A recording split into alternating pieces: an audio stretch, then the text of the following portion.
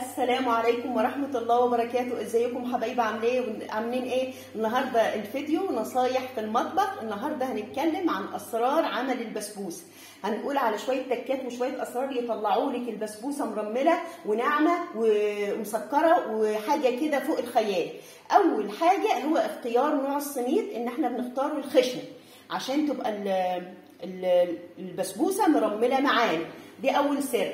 تاني سر ان انا بضيف الماده الدهنيه على السميد وبفركه بايدي ولحد ما يبقى السميد عامل زي الرمل. تمام؟ ليه؟ لان احنا كده بنغلف ماده الجلوتين اللي في البسبوسه، فبنخليها ما تطلعش وتتفاعل مع السوائل اللي احنا هنضيفها على الايه؟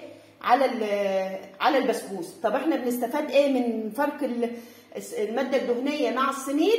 ان الجلوتين ما يشتغلش ويعضم لي وينشف لي البسبوسه. طيب تاني نصيحه، ما عجنش كتير لما اضيف السوائل على الخليط، ما عجنش كتير.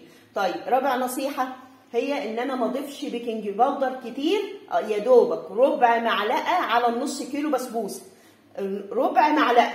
ليه؟ علشان البيكنج باودر لما البسبوسه بتيجي تدخل الفرن، لو انا حطيت بيكنج باودر كتير بيخليها تفور وتبقى عامله زي السائل.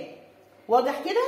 طيب خامس نصيحه، ان اخبط الصينيه خبطتين على الرخامه عشان ما يبقاش فيه فراغات في نص عجينه البسبوسه. سادس نصيحه هي ان الشربات يكون سخن وهي سخنه، والشربات يكون خفيف، يعني كوبايتين سكر عليهم كوبايتين ميه ونغليهم، وما نحطش ليمون عشان ما يغطيش على طعم البسبوسه الاصلي. وبالهنا والشفا. يا رب اكون فدتكم. ما تنسوش تدعموا لي القناه وتعملوا لايك وشير وسبسكرايب، والسلام عليكم ورحمه الله وبركاته.